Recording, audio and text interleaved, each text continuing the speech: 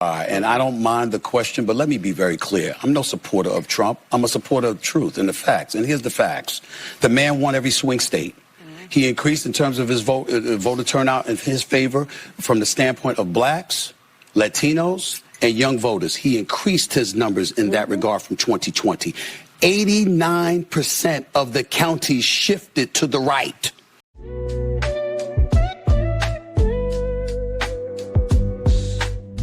All right, now, welcome back to the channel. We got to talk about it, man. Stephen A. Smith made an appearance on The View and gave the panel a much-needed reality check. And really and truly, it was just your favorite on the show, Joy Behar. Now, we all know that Stephen A. Smith plays the game, always keeping his options open. But lately, he's been looking like a man testing the waters for a 2028 presidential run. But there's one problem. He doesn't stand a chance. And let's keep it real.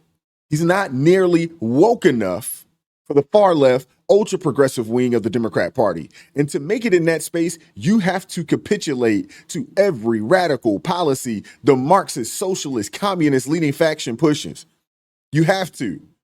And the American people are going to reject it. It's a losing strategy. And as for Stephen A. Smith joining the conservative movement, don't hold your breath. It's not going to happen. It's not going to happen. He's too much of a fence straddler for that. But I will give him credit.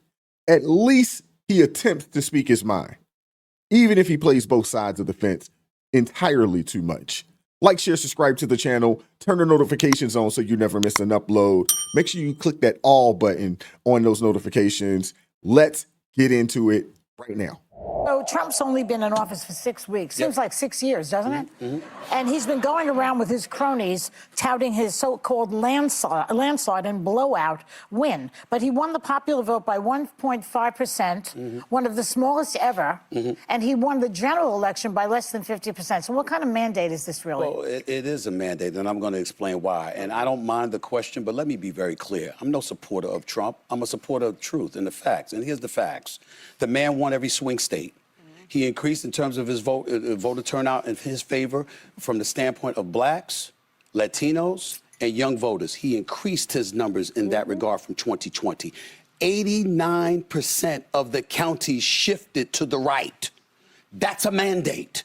We can sit up there and play around all we want to. In 2020, Trump didn't win the popular vote. He didn't win the electoral college vote. A matter of fact, the Republicans hadn't won the popular vote, if I remember correctly, since 2004. But they did this year. So 20 years after they last won the popular vote, they won the popular vote. They won the electoral college vote. The man won every swing state. And on top of it all, 89% of the counties shifted against. I don't understand how people can look at that and say, there's no mandate. There's a mandate. Well, it's a different definition of a mandate, I guess. But the problem is that if you're the Democratic Party and you lost 49.8% to 48.3%, and you're looking at that 1.5% dip, that's an excuse for you to say, what we did really wasn't that bad. Some people didn't we should continue to do that. Do you no, think that don't continue to do that. Find a new strategy. But do you think those groups, the black voters, the Latino voters, and the others that you mentioned, are they going to regret it soon? Possibly. I think so. I don't like what I'm seeing from Trump. I didn't like what I saw with Zelensky. I didn't like what I saw with a few things. But in the end, Zelensky? In the end, the point, I didn't like it. But in the end, what it comes down to is this. The American people, in their eyes, it wasn't about him. They were voting against what the Democrats were throwing in their direction. I don't only talk to Cuomo. I did interview Eric Adams. I did interview Minority Leader Hakeem Jeffries. I interviewed these people. I've talked to them, and I'm going to talk to some more of them, too. And I'm going to say the same message. What are you doing to win? I love Wes Moore, the governor of Maryland. I love Dr. Kim of Pennsylvania, okay? I just interviewed Cuomo. I like him a lot. I want somebody to step up and recognize that man in the Oval Office, whether you like it or not, is potent. He's coming and he wins. You got to find a way to beat him. This way is not the way that the Democrats have been doing it. Let's talk about how people are feeling about it. Well, see, the thing about Democrats is they're hoping that they can just say, oh, the Republicans racist and people fall for it. People aren't falling for that anymore. And young people definitely aren't falling for it. When you start thinking about Hispanics and black people, for older black people, that term racism, you could just say something is racist and it's a dog whistle for them.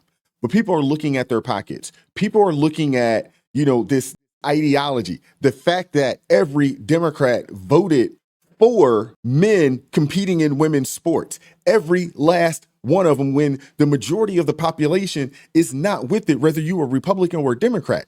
It doesn't matter. Americans don't want these woke policies. They're not interested. And I know right now there's a lot of people that are frustrated because they've lost positions, via the federal government. I know a lot of people are frustrated because the cost of groceries hadn't come down. The cost of gas hasn't come down. But I assume that those things will change now that there is a bill that has been passed. Obviously, it's got to get through the Senate, so forth and so on. But once that happens, things can start to move in that direction. But what we also understand is that we are in a crisis right now. We have $37 trillion in debt. Our Social Security fund is almost defunct. The Medicaid fund is almost defunct. We can't keep spending the way that we're spending. We just can't afford to do it. And unfortunately, somebody has to be the adult in the room and say, we got to stop this. We have to cut the spigot off, because if we don't, our country is going to be bankrupt. So I know a lot of people are going to have their feelings hurt, but it's no different than if you put yourself in a massive amount of daggone credit card debt. Eventually, you're gonna have to make some really tough decisions and some very hard sacrifices in order to get yourself out of that hole. And that's what we're doing. And to be honest with you, it makes complete sense for President Trump and JD fans to do it right now, because President Trump can do it knowing that he doesn't have to run in 4 years. He doesn't have to do it. But if he is successful, he is going to leave a legacy that will last for a very long time in this nation. And he will leave a mantle that the next set of conservatives, Republicans, JD Vance, Byron Donald, so forth and so on, a torch that they can carry and say, yeah, it was a little rocky early on, but look at what we were able to do. We were able to cut the deficit. We were able to bring jobs back to America. We were able to lower gas prices and food prices, but it started off a little rocky, and that's what happens when you put yourself in a massive amount of debt. But let's keep going. His performance, because a CNN poll this week found that 52% of people disapprove of Trump's performance in office so far. So even though he may have won the general election by less than 50%, 52% disapprove of what he's doing. We're also seeing Republican voters at town halls opposing his executive overreach, giving Elon Musk the shadow presidency. Yet you said, quote, Trump is closer to normal than what we're seeing on the left. Yeah, I was talking about why he won the election. So? When I made that statement, I was talking about, that was before the election. I see. Right? Okay. So during the election, I said, in the immediate aftermath of the election, I pointed out he was voted for because they considered him closer to normal than what the Democrats were spewing. That was what I said at that particular moment in time. Now, obviously, Elon Musk is an entirely different matter altogether. Right. This man is not an elected official. He hasn't been confirmed by the Senate or anything, but he's got an inordinate amount of power. Given to him by Trump. I can understand how that could scare the living daylights out of folks, and the approval ratings. Obviously, we pay attention to that. But here's the bigger question. Who on the Democratic side are the American people pointing to and saying that's the person? We'll see. They don't have anybody yet. Well, we're plenty. 6 weeks in with you-know-who. National Voice. Right. We're 6 weeks in with Leader you-know-who. Jeffries. Everybody said let him do what he's doing so we can see what's going on. And now people are saying, well, what are you going to do as a Democrat? Well, wait a minute now. Y'all didn't want to hear what we had to say as Democrats because that wasn't what people voted for. True. So now we have a clear definition, and the American people will decide how they like what he's doing, because now it's affecting in a way that people were not anticipating. People who didn't think they would be affected, like the folks who work in the federal government, they never saw this coming. And They people can't never make saw this omelets coming. anymore. Sorry about That's it. right. People can make omelets. Everybody doesn't eat eggs. He said that he was going to come in, drain the swamp, and he was going to have to make massive cuts. He ran on it. Now, maybe some people didn't look into it and really didn't have an understanding of what that meant, but he did run on it. We also know that the Biden-Harris administration added a plethora of federal jobs that were not needed. So anybody that took one of those jobs, if you had any daggone foresight, you knew that the potential for your job to be gone, it was there. We cannot continue to operate at a $2 trillion deficit. We just can't. And Jasmine Crockett, she said it, the deficit's continuing to grow because we're not adding enough revenue. We needed to add more revenue, meaning we need to tax the citizens more because the government, the last time I checked, don't create products. They spend our money. We are the product. You go out and work your 40, 50, 60 hours and they tax you into oblivion. And then every 2 to 4 years, they tell you that, hey, we need to tax people more. The harder you work, the more successful you are, we need more of it from you, which to an extent will basically de-incentivize people to go out and bust their tails and work hard, because if you do it, the Democrats want to take it from you.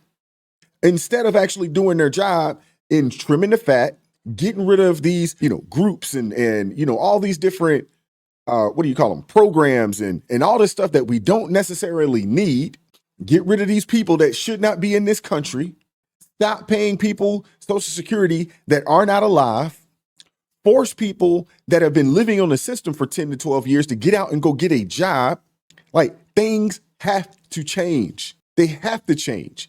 The last thing we want to be is in a situation where we're like some of these countries in Europe where you got, $1,000 notes, $1 million notes because we went bankrupt and our dollar ain't worth the paper that it's printed on. So we got to make some changes. We have to. But I want to hear from you guys in the comment section. Like, share, subscribe, turn the notifications on so you never miss an upload. I appreciate the love and support. If you'd like to go the extra mile, consider joining the ARP family, or you can buy your man a coffee. Link in the description box below. The goal is to get to 1,000 ARP members. I believe right now we're sitting at like 265. God bless each and every one of you all that support the channel in that way. I do not take it for granted. I really, really appreciate it. I want to make sure that you guys get every upload. So when you hit that notification, make sure you click the all button, not personalized. Click that all button. I appreciate the love, man. Keep God first in your life. Stay prayed up. We'll catch up with you all next time. Peace.